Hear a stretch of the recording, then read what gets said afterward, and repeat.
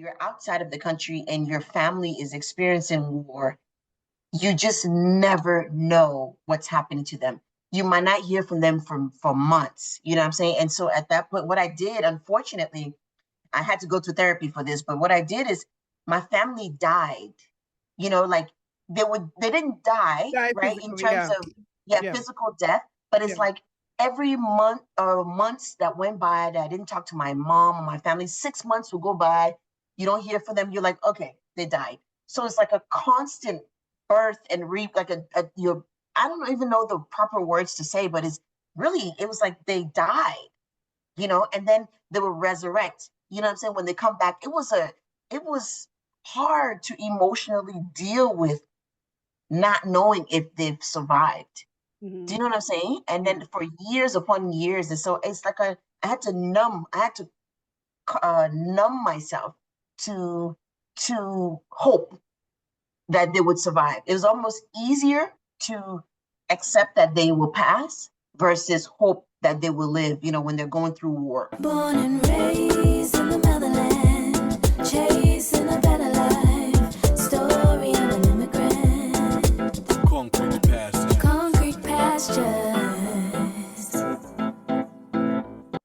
Hello, family. Welcome back to Concrete Pastures. I'm Nancy Blemwasisi. I am trying to contain myself today. Oh my God, our guest is amazing. Before we get there, thank you so much for tuning in, and to all of our new listeners and watchers, welcome to the family. This is the space that allows myself and others to share our stories as we deconstruct the world's view of immigrant status. We unlock the joys, the laughs, and the bravery that being an immigrant brings. We'll continue to grow our community. And before you end this episode, before you start watching this episode, support us by subscribing to this channel and stay a while as we dive into today's episode. As you can see, I can't even say our intro. I can't even contain myself because I'm super excited. I am so grateful to my brother, Steven Zambaza, for recommending our guest today. He is amazing. The Zambaza podcast, check him out. But on today's episode, she is a creator. She is the powered TV and film producer. She's a high-powered global tech service executive. Her name is Lotten Yeaney. Lotten's personal passion is to bridge the culture gap between Africans, Americans, and other cultures while embracing the ethnic differences. Lotten's company focuses on developing content and events that bridge the stories and characters and experiences, particularly in the diaspora. Now you understand why she's here. Her first feature film titled Skin dealt with colorism and skin bleaching. Skin was directed by LisaRaye McCoy and later distributed to TV One and is currently on Prime Video. In 2021, L10 Group LLC partnered with 3LF Entertainment to produce a TV special for syndication called Dreams. Imported Dreams highlighted the accomplishment of successful immigrants who are living in the US. Lotten's latest project was a film titled Hyde Park and was released in this past summer to Studio Movie Grilled theaters. Hyde Park deals with taboo topics in African immigrant communities, which is super important. We're going to be diving into this and such across culture relationships, which I know very well about. In July 2022, she was a guest speaker at Essence Festival Beauty Carnival, where she discussed skin bleaching and colorism.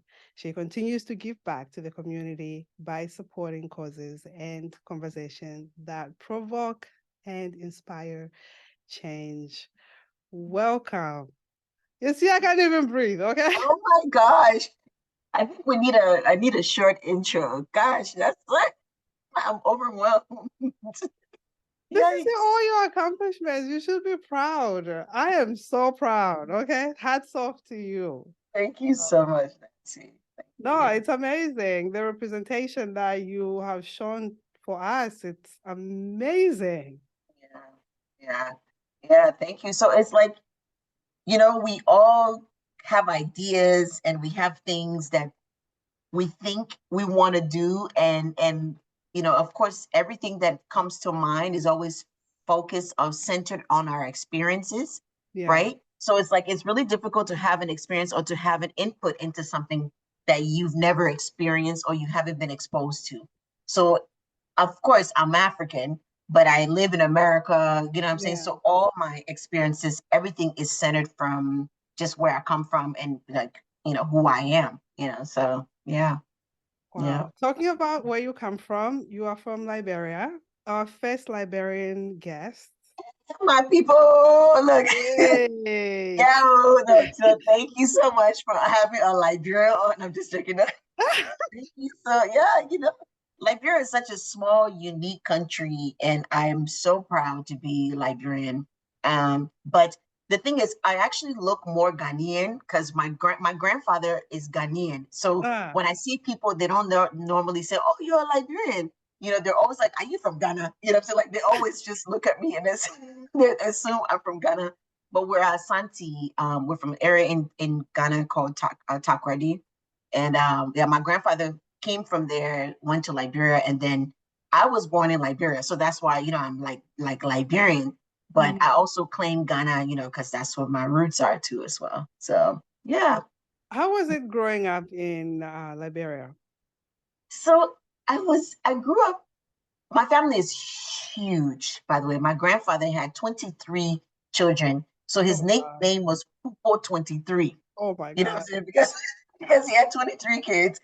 He was he was like a doctor, a surgeon. I mean, he was just a skilled individual. And he was so different because he was Ghanaian, so his accent was different, and he was just a pillar in the community. And like I said, he supervised surgeries in Lamco, in an area I grew up in, Yekepa, called Lamco. Lamco is a Liberian American mining company. So you know how like in South Africa, Soweto, we like, oh, Soweto is like Southwestern Township, right? So it's like Lamco is just an area where people from all over the world, from the US, from Sweden, from Denmark, they worked at a mining company, and they created a neighborhood, a community of schooling and buildings for the people that work for Lamco. So I grew up in this community that was really diverse. So it wasn't just Liberians. I mean, my name Lotten. My father's best friend was from Sweden, and they named me after her. So I feel like it was privilege. You know what I'm saying? I went to go swimming pools. You know what I'm saying? I grew up in a home where we had electricity, and you know what I'm saying? Like just the normal stuff that that I have now in the States. So that was my upbringing. But of course, my house was filled with my uncles, my cousins. I didn't even know they were my cousins. I found out they weren't my siblings. I found out that my cousins that were living with us were not brothers and sisters. The life right, the life of back Africans, home. right? Yeah. It's just amazing. I was always around people, and I enjoyed my time, in Liberia. And so I go back. I mean, I go back quite often to see my family. So, I don't feel like it's back home. It's just I'll go there, at the end of the year. That's like my every year thing that I do is go to Liberia. No, that's beautiful, because not all of us in the diaspora can do that. So that's a blessing. Yeah. Do that. When did you come to the US? I came, so even though I'm almost 50, I've been here for about over 30 years. So I came when I was a kid. I was like, okay, for anybody like listening on the podcast, you need to see the video. Okay, you need to see. This is the time. This is the moment to see the video. Nobody believes in when I'm saying I'm going to be 50 next year, but I'm going to be 50 years old. And so yeah, I came before the wars. I came in 1986. I need to eat what you're eating. I need to do what you're doing. Honestly, I think it's my genes, because my dad, he's like 1,000 years old, and I don't even know his age. Like he just doesn't even age. And my mom, like she just looks ageless, but I think like when people would say that I look young, I used to be like, yeah, right. But now that when I say the number 50 and everybody's like, please, That's not even true. Now it's like, okay, maybe you're right. I don't look so much as my age, so yeah, Oh, yeah, amazing. yeah. So Sorry, I so came, you actually, one of can. the things I wanted to say is like I was the youngest girl in my family. So my father sent for me first. And when I came about a year later, the war broke out in Liberia. Mm, So I'm sure we had the 15-year Civil War. yeah. And so I was separated from my family. I didn't see my mom, my siblings for almost 20 years. And while I was in the States, you know what I'm saying? So yeah, so that was Africa, and this war stuff, even Sudan is facing some wars right now. It's never Oh good. gosh. Do you know Yeah. what I'm saying? It just impacts so many people, both the people that's in the continent or in the country, and the And people that's country. away, because Yeah. you're constantly worried about your family.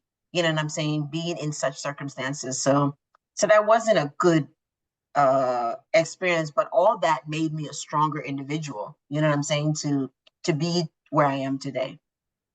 Yeah. Wow. You went to college here, I'm assuming. Yeah. Yeah. I went to college in Chicago. There's a college called DePaul University, is where I finished my degree. Um, I didn't have like the proper path, if my father ever listens to this podcast, he was a little protective, so I couldn't wait to get out of his home. So I got married very, very young. Like I was like, as soon as it was okay, I'm like, I'm getting married. I have to move with my husband. So so I got out of my under my father and got married. So and I just started to work instead of continuing my schooling.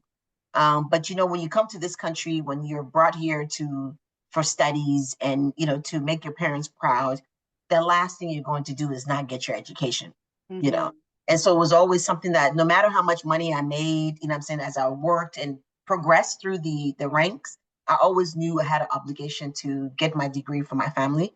And so I went and I finished my degree at DePaul University. I was almost 30 years old when I finally finished. You know what I'm saying? Yeah. But by then I'm like corporate, I'm making a lot of money, you know what I'm saying? So it's just like, yeah. But I did it. I had to do it. And I'm really glad that I finished, yeah. Listen, your resume is so big. My mind has been going wild the whole week as to what direction. And before we spoke before, and you were telling me, oh no, off limits questions. We could talk about everything. But Yeah. still, my brain is still going nuts as to what else can I get so we can inspire the audience. But I want to start on what are some of the challenges that you faced? Because you're coming from a country that has civil war and you are here and constantly worrying. And there's so many people right now, given what's happening Mm. in Sudan, Congo, DR, and so many other countries around the world. Um, like I said, it's like with war, people tend to focus only on the people that's experiencing it in the country, right? But when you're outside of the country and your family is experiencing war, you just never know what's happening to them. You might not hear from them for months, you know what I'm saying? And so at that point, what I did, unfortunately, I had to go to therapy for this, but what I did is my family died, like they didn't die, Yeah, right? In physically, terms yeah, of, yeah, yeah, physical death, but yeah. it's like every month or months that went by that I didn't talk to my mom or my family, 6 months will go by, you don't hear from them, you're like, okay, they died. So it's like a constant birth and like your, I don't even know the proper words to say, but it was like they died, and then they will resurrect. You know what I'm saying? When they come back, it was hard to emotionally deal with not knowing if they've survived. Do Mm-hmm. you know what I'm saying? And Yeah. then for years upon years, and so it's like I had to numb myself to hope that they would survive. It was almost easier to accept that they will pass versus hope that they will live, when they're going through war. Especially if you're hearing thousands or hundreds of thousands of people getting killed. You know what I'm saying? These are vicious. I mean, there's nothing good about war. Yes. you know, and I just can't, I just feel for the people that's going through in Sudan. And, you know, it's just, I hope they resolve it as quick as possible, because there's always foolishness, right? It's always like somebody, some tribe or somebody wants to be in power. It's always like, Yeah. there's never a good enough reason for war, you No, know? And I know we're not no. talking politics here, but I just want to say the people that's experienced it, the challenge, the trauma that our kids face, the generations that face trauma just by experiencing war for 1 year's time, that ruins our countries. Do you know what I'm saying? Like, it's like the kids in Liberia that went through a war, they are forever changed because of what they saw. You know, my mom says whenever somebody is behaving a certain way, she said, "Oh, that war trauma." You know, I know she's kind of like joking. Sometimes we jokingly say about it, but it's And true. there's It's true. war. There's a It's truth to very it. true. Yeah, It's it's true. war trauma. You know what I'm saying? Like, can you imagine what they see? Yeah. You know what I'm saying? Like, where do you get your food? You don't know if you're gonna make it to the next day, every single day. You know, it's yeah. No, it's not good. Yeah. Yeah. So Being an immigrant can be hard. Having been away from my home country for over 20 years has allowed me to experience these hardships firsthand. Throughout my journey, I've had a lot of challenges that were hard to bear. Juggling adjustment to a new country, obtaining my immigration papers, getting married, having children, establishing my career, and finding time for myself. Even though I've always had faith, I also relied on therapy, which gave me the tools to cope with the issues life brought me. My fellow dreamers, let's remove the stigma around therapy and normalize seeking help with today's sponsor, BetterHelp. BetterHelp offers licensed therapists who are trained to listen and help you. Go to betterhelp.com/concrete pastures for 10% off your first month of therapy with BetterHelp and get matched with a therapist who will listen and help in as little as 48 hours. No, I just wanted to hear your perspective from that, because there's so many people that are in your shoes right now. And I guess have them maybe listening to this might find a little bit of courage or some way to cope with yeah. that situation. But it's a tough situation. Yeah, it is. And I think it's really tough. And, you know, especially being in America, this is something that we haven't experienced.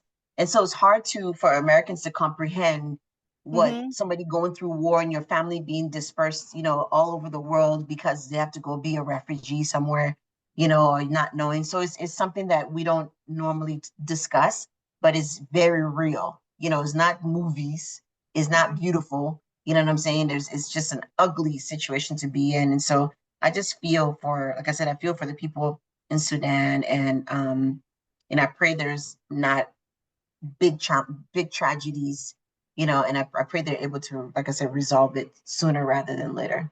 Yeah. No, thank you for sharing that. Um, so I'm gonna jump ahead as to where you are right now with Yeah. being the executive at the IT company. How Mhm. did you get into it for 2 decades? Yeah, Wow. you know, when I was younger, for some reason, I liked doing something that then produces something, right? It's like you move these few pieces, or like it's like a puzzle, right? You have a bunch of pieces, and then you put something together, and all of a sudden you're like, oh, this is so pretty. You know, you build something. And it was just, I used to code in a tool called Visual Basic when I was younger. And it's just like, this is interesting. I didn't have anybody that I knew that was in tech. You know what I'm saying? It was just something that I had an innate liking for. And that's how I started, you know. So every single job I've had, I've either been a tech person or someone that kind of helps tech and business understand each other. You know, I use simple language to be like, oh, it's a puzzle. All he did was he took those four pieces and he made this puzzle. You know what I'm saying? Just using an analogy like that to help them say that's all it is. We're just constructing something. to help people. That's how I got into it. And I've been lucky to work for some amazing companies from Kellogg, Keebler. I work for IBM, and it's been phenomenal. I've been able to travel all over the world because of tech. You know what I'm saying? I try to get other Blacks, you know what I'm saying, people involved in technology to say it's not as frightening, right? It's not so scary. Women, And we're that there's, scared of it a little bit compared. huh? I think the tech world is viewed as the men's world. It's very rare that we see women, and Yeah.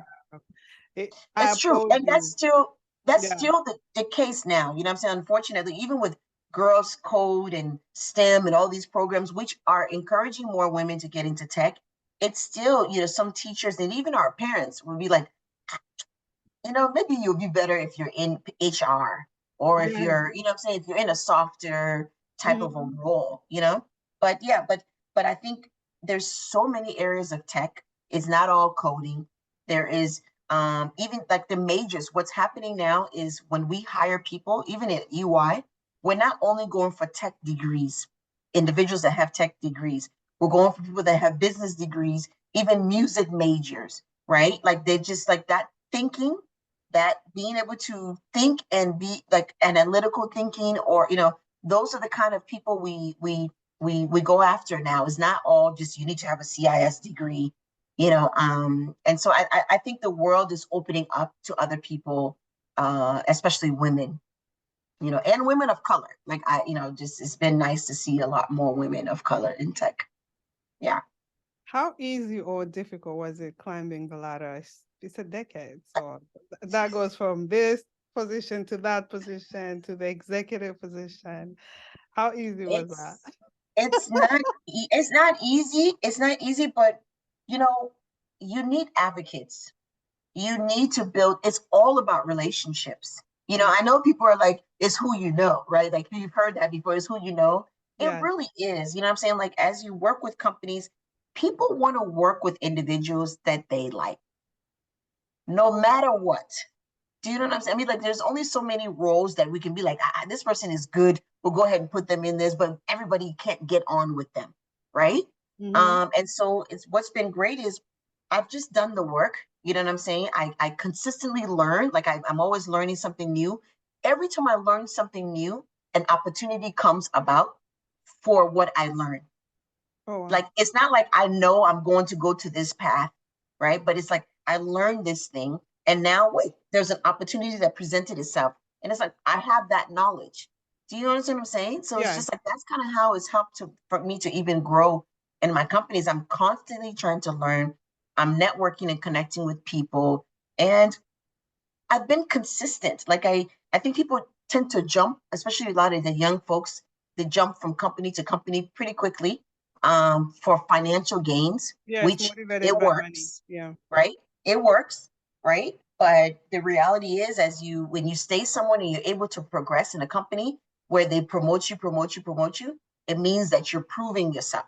You know what I'm saying? And yeah. So that's it. It's a challenge. It's not. There's no easy path. It's zigzag.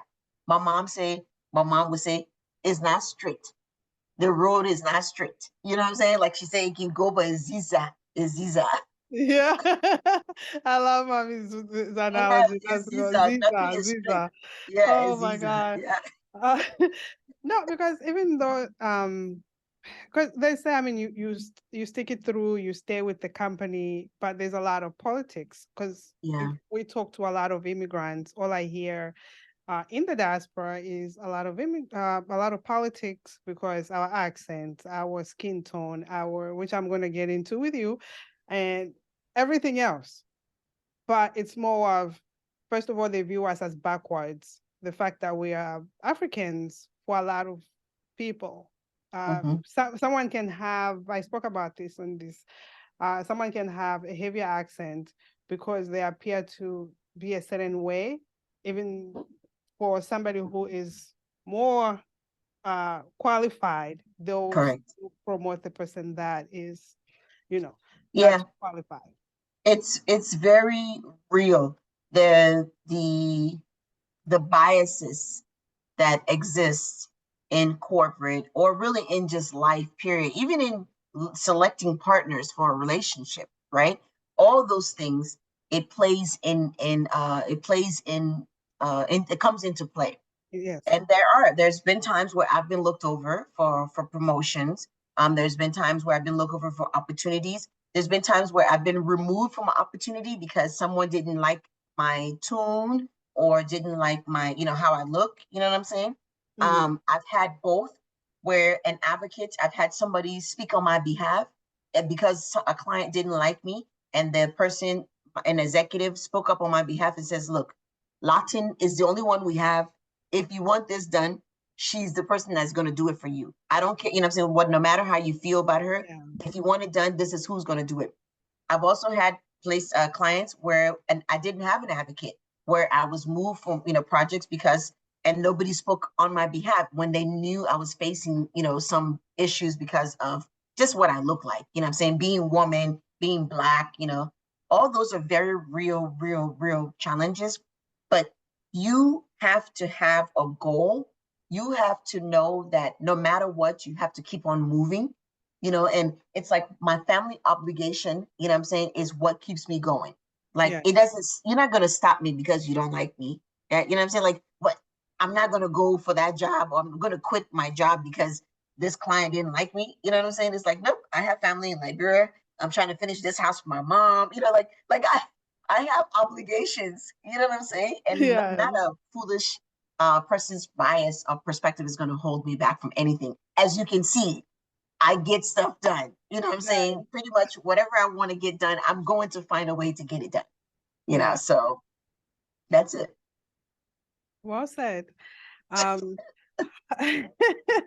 When did you fall in love with producing and creating? I guess I've always been a producer, right? So a producer, just for people that don't know, all a producer is, it can range. It could be the person that brings together individuals to execute a project. That could be a movie, it could be an event, it could be, say, a concert, right?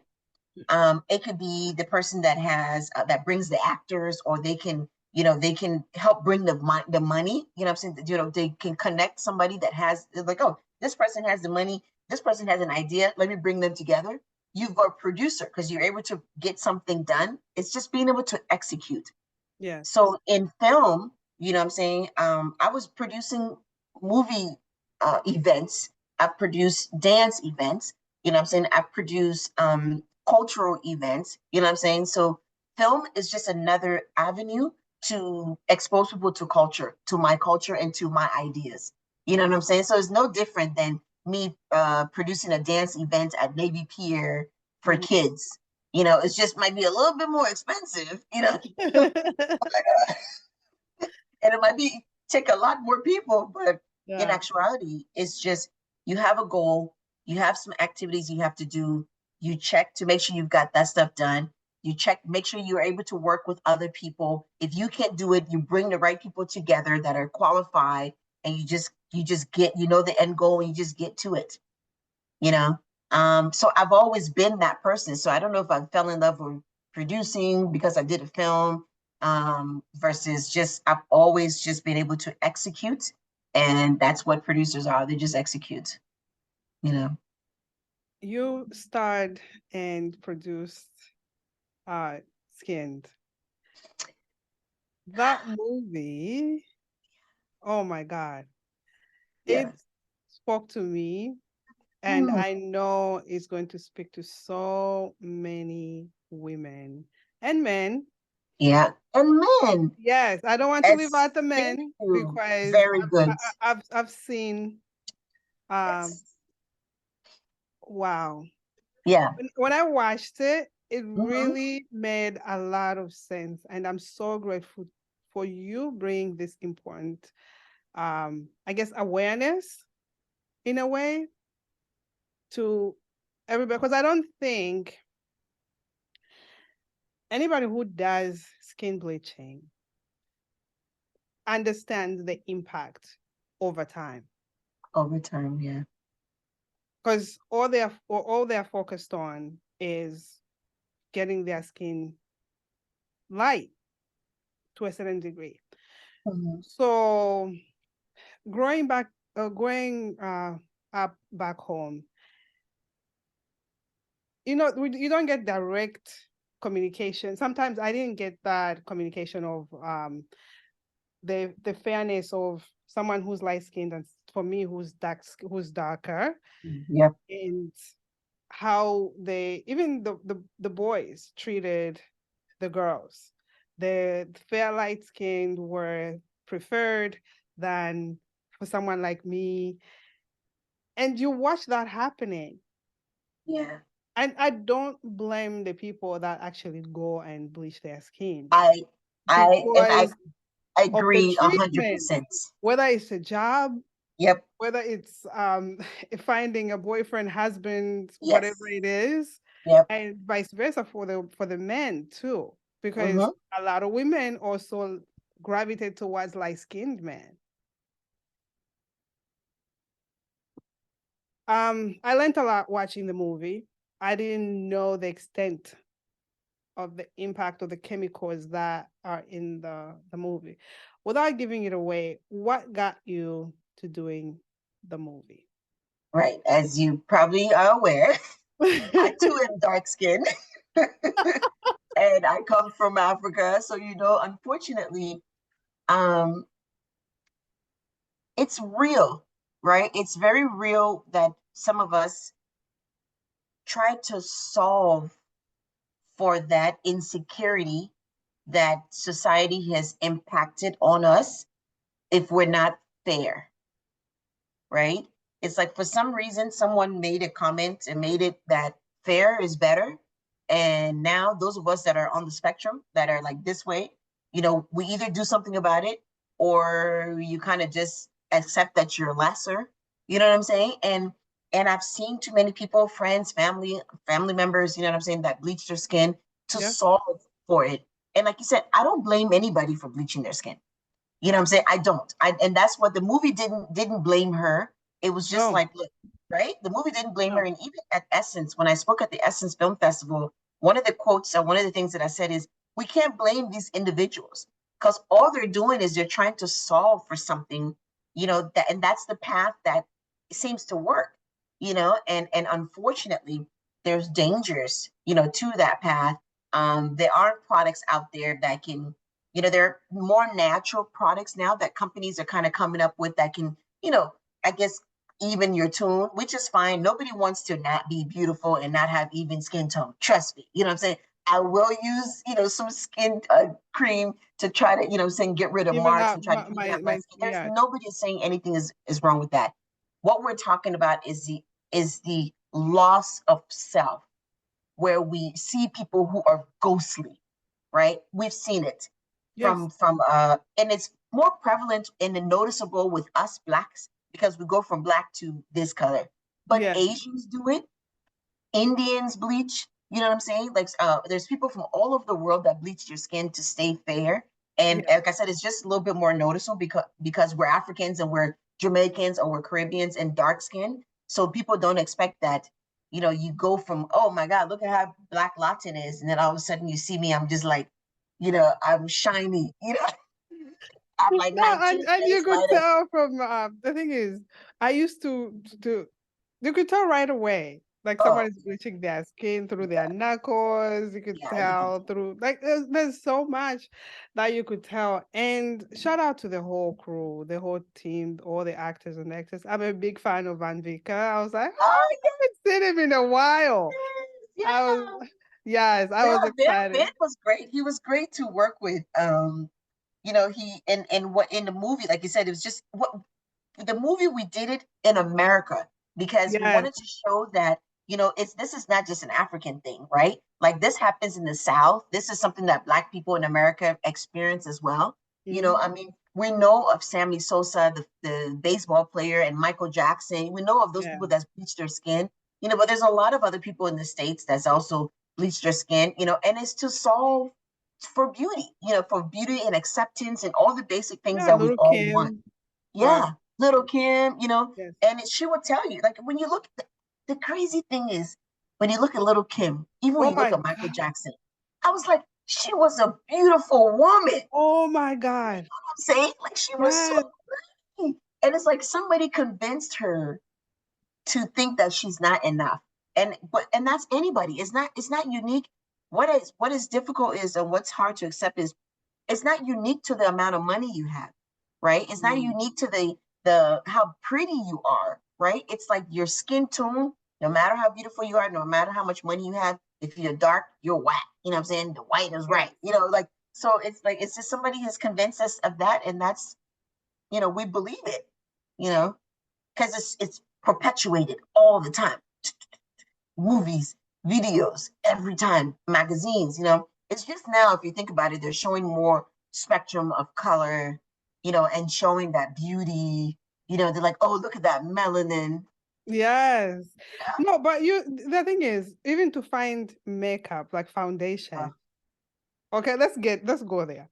It's We need to so go there. hard. It is. It's so hard to find my skin tone, and it changes now that I've been in America for a long time. Yes, of Between course. the seasons, my Yep. skin got lighter on its own. Yep. And when it's summertime, my skin tone, and then I can't find the true foundation that truly matches my skin. I look gray. Yeah. And I know. I even literally, sunscreen. I was mixing. I have 3 makeup colors. I was mixing because I'm in this, it's not summer yet in Chicago. And Yeah. so, but I'm like, I went to California, like I've kind of hit some darker climates a little bit. So I'm Yeah. not quite there yet. In terms of my summer darkness, Yeah. so yeah, I'm mixing shades to make makeup for myself. You know what I'm saying? I swear, I'm literally mixing. The struggle. This is the Yeah, struggle. We need the to let struggle the is real. This is the Yes. struggle. Yeah. But I'm contemplating right now. I'm going home next month. Literally a week from now, I'm leaving. So I'm contemplating. I'm like, it's gonna be warmer. What type of foundation should I get? I'm thinking of there's a young lady who makes makeup at home. She has her own makeup line, which maybe I should go just try her product. She's back home. Literally, she has her own cosmetic, Swaki Cosmetics, and I'm like, maybe let me go try her stuff. It'll match up completely to my skin tone. But the struggle every season, it's Black girls are struggling as to how to fit. And this is why a lot of women and men, for those women that wear makeup, they just have to make it easy for themselves. Bleach the skin, Yep. and it's easier to find everything else. Yeah. Yeah. Or like, like you go, I know we're not doing too much makeup, but it's like you go, like most of us are lighter in the chest area. It's Yeah. like you either go light or you go dark. I mean, like, Yeah. it's just like at this point, it just, overall, it is what it is. I mean, they've came a long ways with makeup. And that's been great. Like, the Max and some of the companies in the US have really found color tunes that is a little closer to us, but yeah, it's a challenge. It still is a challenge, but Yeah, no, it's yeah. definitely a challenge. So Mhm. through the research, I'm sure you guys did a lot of research, and some of it is in the movie. The movie Yep. can be found on Prime Video. Yep. You can rent it, you could buy it. It's just amazing. It's a must-see movie. But through you guys' research, what are some of the side effects that was found from bleaching? Yeah. So actually, to be honest with you, the scary thing, sorry, my chair is making a lot of No noise. I worries. apologize. Some of the things that we found is like fertility is a real issue that some of these chemicals, can cause in people. You know what else? When people bleach their skin, right, it becomes really soft. I remember this lady went to have an operation and her wound wouldn't close Oh my God. because she bleached the skin so much that it was just like, it just got rid of all the pigment. And like, yeah, they weren't able to close her wounds because of the softness of I don't know the exact technical terms, what I'm saying, that they use. But yeah, that was something that we was like, dang, we didn't even know that was a possibility. But yeah, I mean, even dermatologists, like some of the hydroquinone, those Cornyn whatever, like they're moving away from using those creams that we have used. they prescribe them and they say, if you're using it for like, let's say you have some marks or whatever, you can only use it for 3 months time. It's a limited time and it's under prescription that they are, advising people to use these chemicals. But unfortunately, we get chemicals from different countries that haven't been tested, and the goal is to just be bright. You know what I'm saying? Anything, whatever it takes, ma, we're going there. They think, yeah, man, you want to be bright, you're going to be bright. So it's like, it doesn't even matter. And that's the part, especially in Africa, when you're in a climate where the sun is beaming against your skin and you're bleaching. It's like, it's just, you can tell. Remember how like they have like the burnt, their skin is rubbery, is burnt, sometimes on the continent, from individuals that tried to bleach over there, they're taking pills now. Some people are taking pills to block the melanin from producing, that's the new celebrity twist. So since, like I said, like before you can notice the knuckles is black, right? But now you take the tablet, but they still look ghostly. You know what I'm saying? Like, it's like a strange brightness, but I mean, again, I don't fault anybody for trying to not what at they're all. doing. And again, I'm just saying, like I said, I'm not trying to, this is not to make fun of anybody or make them feel bad. It's just, we understand, but you have to be aware that long-term use of any kind of chemicals, I'm saying, any of us, use of chemicals is just not good for you. And that's what the movie focused on, was the love that he had for her. And it was just circumstances, right, that made him not go with her, even with the Jasmine Burke character, even though he would if he liked her, So you just, I mean, you just never know. It's just without giving the story away, No, without giving the story away, seriously, I like the infertility part shocked me a lot. Yeah. A lot. Yep. And Fertility it issues. makes sense to me now, looking at some of my relatives that have used. So I'm seriously, like, I was sitting there, I'm like, oh my God, this makes sense. This makes a lot of sense now. Yeah. But Yeah, we did research. I was shocked. Yeah, so my co-writer and Dr. Kula, this lady I work with, she's from Liberia as well. We were very particular about researching, what I'm saying, so about what we wanted to put in the film. And I also wanted to make sure it didn't blame people. I'm like, I don't want to make somebody feel like they're wrong, but just make people aware. It's to bring awareness, No, it definitely showcases that. It does. It showcases an awareness and what people have to be aware for themselves with what they are doing, whether they are in the middle of, or they just started doing this, maybe they can stop, or maybe they have a different alternative, or they can just stop altogether if they have been doing it for a long time. It's definitely a great awareness to our community all over the world. Yeah, and that's all I'm doing. It's just bringing awareness and letting people make the decisions for themselves. That's it. Yeah. What did you guys discover in terms of, did you have any chance to speak to somebody who's done it before? And No, I did it because I have no. So this is personal. I mean, I have siblings that's bleach, and I was encouraged to bleach as well because as they how like as they're getting brighter and they're getting more attention and getting more and more beautiful, they were like, oh, and it was innocent. It was just kind of like, why don't you do it? And I was like,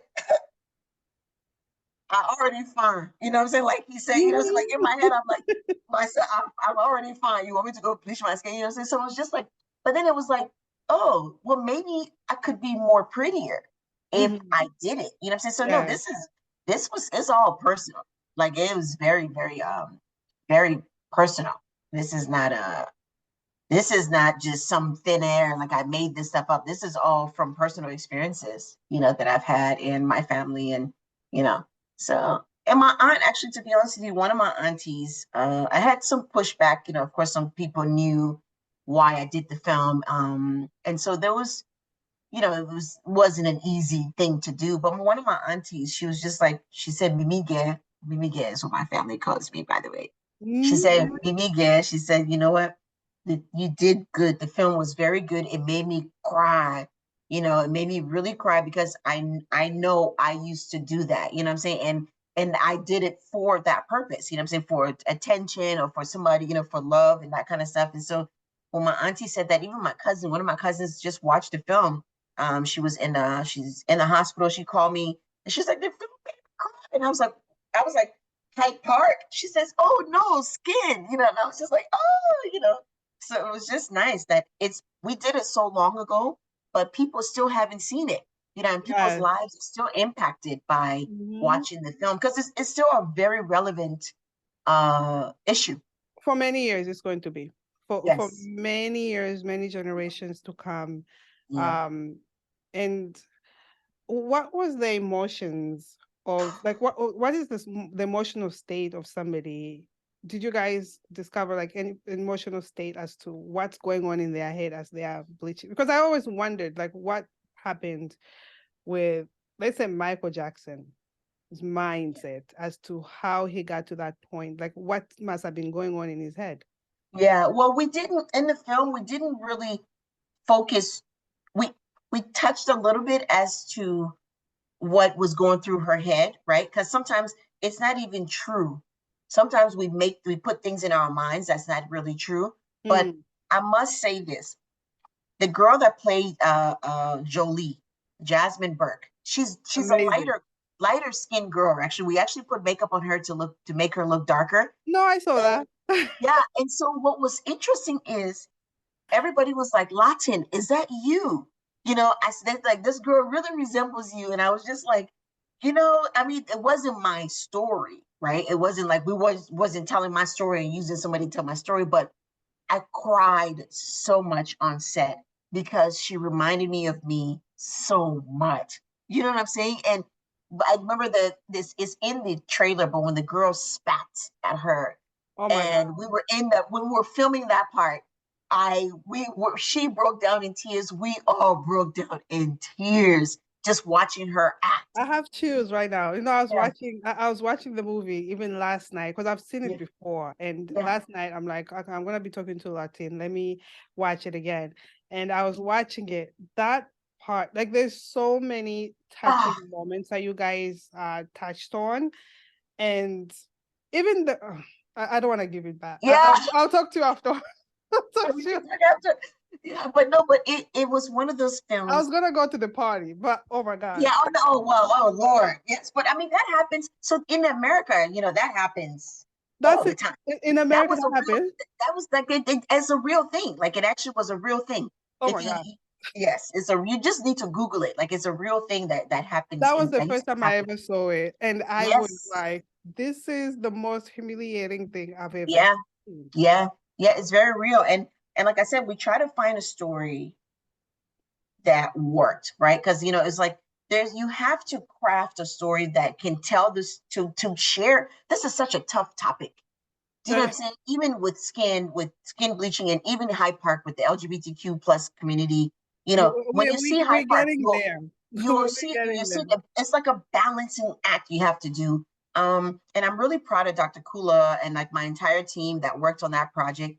It's an old, I mean, we did it so long ago, like we didn't have a huge budget, as you can probably see, but the story still resonated with so many people. We won awards for it. TV1 licensed it for 18 months. It was on TV1. It was actually one of their top 4 most popular films that they've ever, had on their network. So it's still relevant, and I really wish I can do some screenings and talk about it. Like to get the conversations going. I may start to do that. You're I welcome may, here. We could talk about it. You're you welcome. know what? I think I might do that. I wanted to have more Yeah. around like universities, like, and try to see if we can, talk about that with like some HBCUs, some of the historical Black colleges, Yes. universities and things. But yeah, but I absolutely want to continue to talk about skin and skin bleaching because it's still happening. Like it's still very real. Trust me, I had my own moments of not feeling beautiful Yeah, because of my skin tone. And yeah, I did notice even some family members bleaching their skin. But for me, it just looked like too much work. that I'm lazy when it That's comes a to full-time job. Because when you bleach, I mean, when do you stop? no, Like, like you know I'm what I'm saying? Like, when do you stop? yes, I was very lazy. And Yeah. every time I saw that they were changing like the product, there was always something new on the market, and oh, this one makes you Mm, much brighter. This one makes you match this, and that's what mm, I had noticed from. And I was just like, first of all, I love fashion. I'm like, I'd rather spend my money on fashion. right. Yeah, no, but it's true. It's just kind of like, but you don't even know what you look like. Do you know what I'm saying? Like, Yes, it's like you you forget forget because exactly you're like, yeah, what you look like, and yeah, every time it becomes its own addiction. It yeah. Because becomes you're its comparing yourself to something or someone that's, it's like, because your starting point differs. So if you're yes. already light and now you're like, I want to get lighter. So you got to go from where you're already at to there. So Yeah. it's like a constant changing. And like you said, it's just always new products. There's always something out there for that. Um, so Oh, yep. listen, Anyways, yep. we could talk about this forever, Yes, but we I can. want anybody who's listening, please, watching this, watch the movie. You see, oh my God, you see what we're talking about, and it resonates with everybody in the whole world. Like the four corners of the world, yes, it resonates with all of us. Um, Another movie that you did that's also has an important message to all of us is Hyde Park.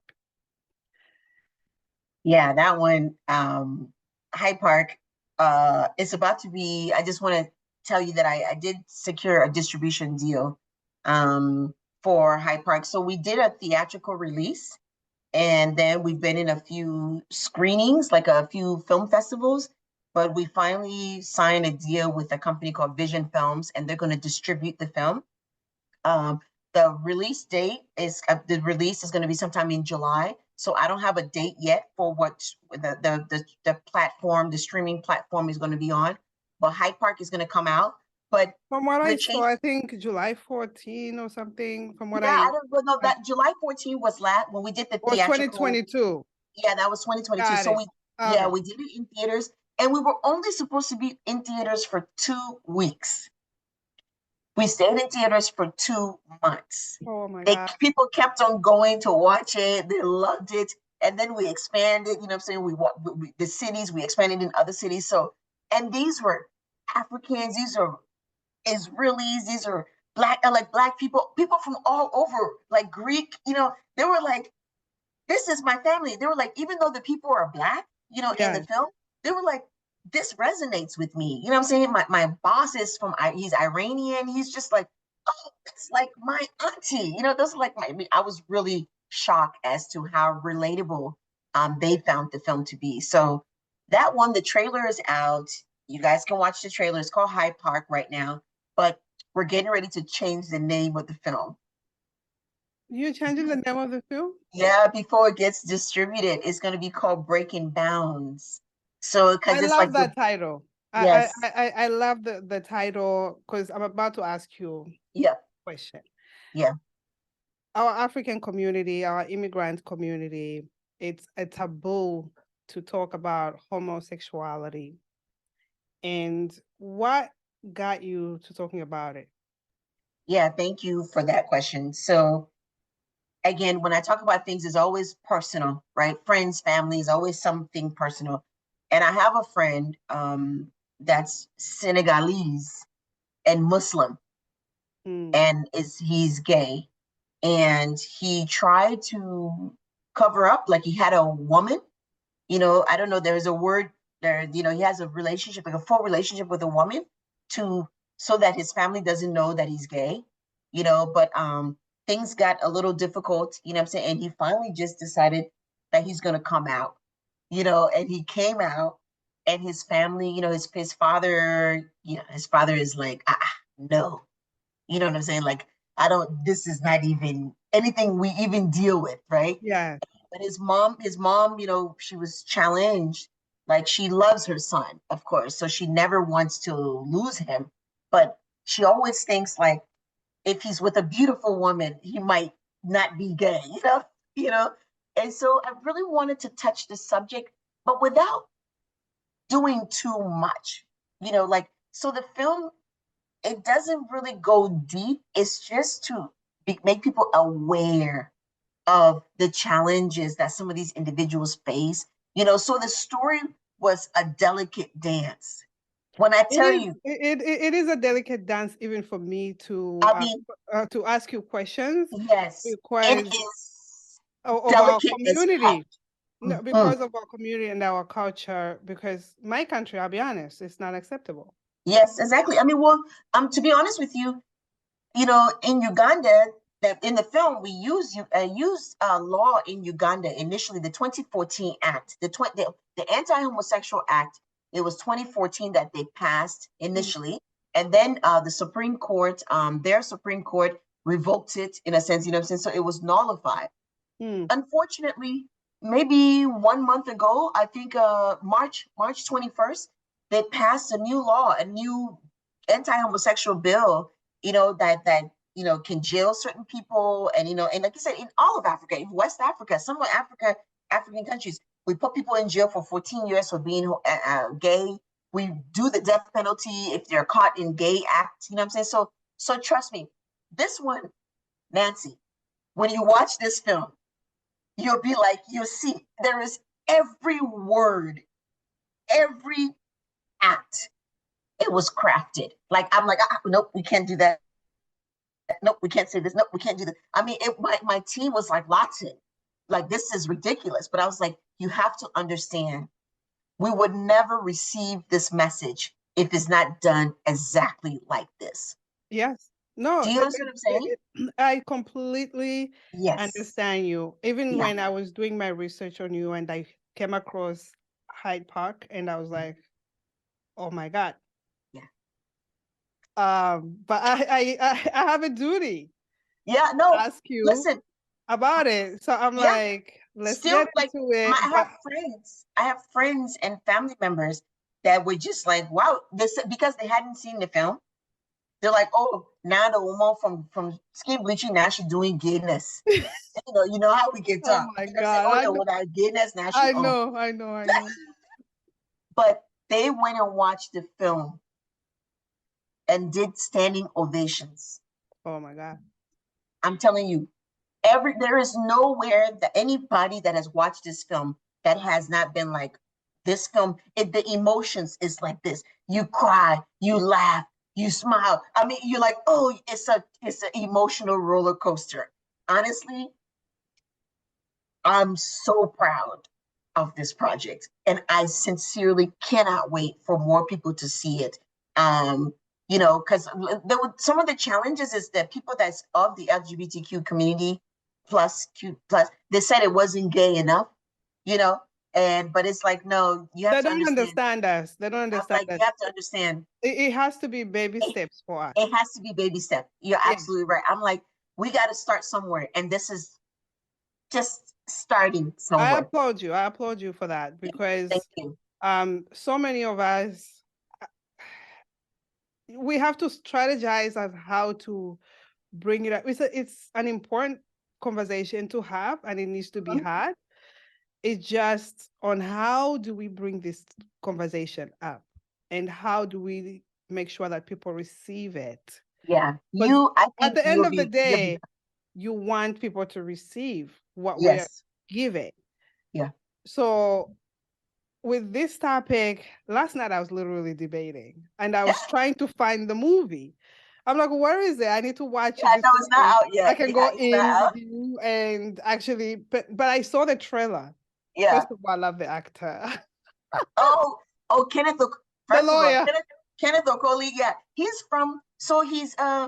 Kenneth is really proud of this project. He says, I mean, he was Mr. World Nigeria. He's like the masculine, most masculine man ever. You know what I'm saying? There is, and he says, Lotten, I have to do this film, because he says, for people to see me and see that I'm able to do such a film and talk about such a topic, that in itself would be, that in itself will open up the conversation. So Kenneth is proud of Hyde Park. He's probably seen it 50 times. Every time went to the theaters, Kenneth will come to it. Even screenings he's not even supposed to come to, he was at the screenings. Yeah. He's very, very proud of this project. Yeah, and I can't, and like I said, I can't wait for it to come out so we can do additional press on it, so he can give his perspective on the experience and how he felt about the project. But Nancy, I'm telling you, it was a challenge.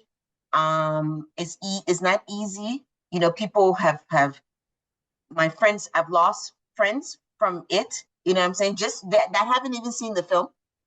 You know, that is like, wait, you should probably see the movie first before you You say something. judge, yeah, Yeah, before you judge, yeah.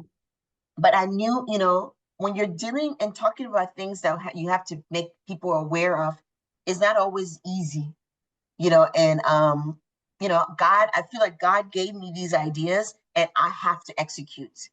You know, I have to execute. It's not for my benefit; it's for the greater good. And that's why these projects are able to come to fruition, is because it's not about me. It's about making sure whoever needs to hear it and receive it is able to receive it. That's it. Well, myself, aside from just seeing Kenneth, I can't wait to see the movie. And Kenneth is welcome to be on the platform, so I can ask him how he felt actually being in that movie and what the message is for him. Because for the actors, it's different message that they're trying to deliver and feed us to let us know what it should be like. But for you as a producer, it's also a different story that you're telling. You're telling from a personal perspective and also making an awareness to where we come from. Yeah, Um, exactly. this is a long journey for all of Yeah. us.